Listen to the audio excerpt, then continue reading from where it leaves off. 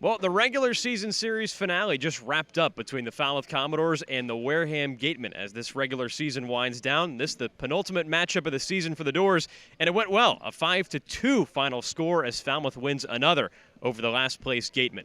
Carter Bainbridge along with Trey Redfield and Logan Soforenko, our third member of the broadcast team. We'll hear from him a little later on here at Spillane Field as the Dores just closed out another victory. Trey, they're closing out this season.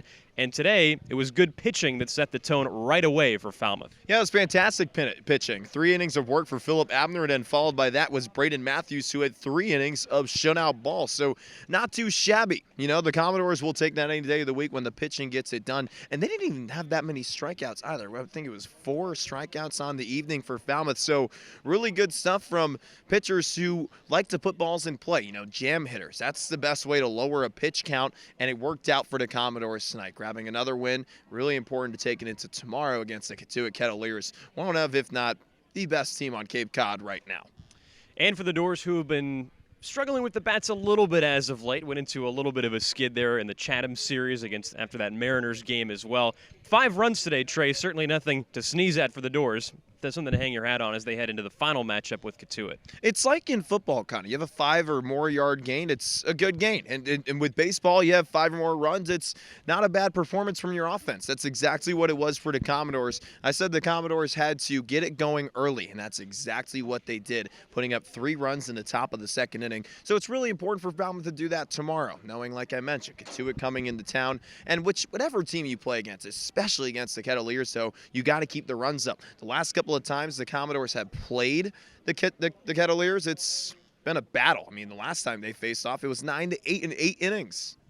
Well, the Dores and the Kets, 2 of the highest scoring teams on the Cape, and there's been a little bit of a change in the scheduling today. The Dores just wrapped up their second to last game, but that's actually what Cotuit's doing tomorrow. Thanks to some rain around the Cape today, the Kets will not finish their season until August 3rd. So, Trey, how's that going to affect the Cotuit going into tomorrow, knowing that their playoff fate isn't exactly sealed even after they finish the game with Falmouth? Well, not only is it going to affect Cotuit, Carter, it's also going to affect Bourne. The Kettleers and Braves are 3 teams battling for first place right now in the Western Division, and the Harbor Hawks are losing to the Mariners currently.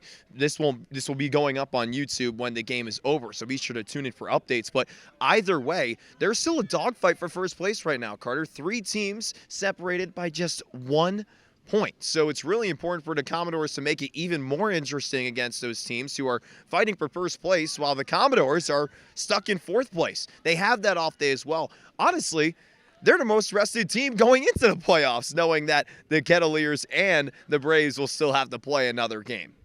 Well, it's highly unlikely that the Dores will know their playoff opponent until that game on August 3rd is over. Cotuit and Bourne playing a really major role in deciding the rest of the Western Division playoff field. As of right now, only Falmouth is locked into the number 4 spot. Hyannis, Cotuit, and Bourne are your other candidates. But again, the Dores got it done here at Spillane Field tonight by a score of 5-2 over the Wareham Gatemen. Carter Bainbridge along with Trey Redfield here on Closing the Door. But before we're done, Logan Soforenko has more with today's starting pitcher, Phillip Abner. Logan Soforenko here with Falmouth Commodores left-handed pitcher Phillip Abner. Phillip, 3 innings tonight. Didn't qualify for the win, but we're in that stage of the season where you're not trying to get the win, just get some good innings. You had a solid day today. How'd you feel after your performance? I felt really good, just going out there doing my job. I thought I was going to go a bit longer, but, they just said rest me for the playoffs. That's what's important, right? Absolutely. And the last time you stepped foot on this field, it was in the All-Star game. So how cool is it to head into the postseason, not only with these good group of guys, but All-Star left-handed pitcher? You also got a good outing tonight. Yeah, it just feels good. I think we're going to have a really good run in the playoffs, and I can't wait for it to start. Now, game number 44 tomorrow against the Cotuit-Kettleers. They're the rivals, and the game doesn't necessarily mean anything. You guys already clinched the season series against the Cotuit-Kettleers, and you guys are heading into the postseason where you can't advance higher than the 4th seed, and you can't go below the 4th seed. So what's the mindset like for the last game of the regular season tomorrow? Especially since it's against Cotuit. They're a rival, we want to win. As simple as that. Well, you've been over in a starter's capacity for quite some time now, and you've been having a lot of success. What's one big thing you're going to take away from this summer as the season officially winds down that you're going to use in your upcoming season with the Gators? I think just the confidence that I've gained here. Didn't exactly perform as well as I wanted to at Florida, but here I've just had a huge confidence boost. The environment that I'm pitching in, I love it. It's been a pleasure to be here. Good group of guys too, right? Absolutely. Well, Phillip Abner had a great start today. Bullpen also did a fantastic job. Braden Matthews, a couple of new guys came in, and some new guys got some good hits today.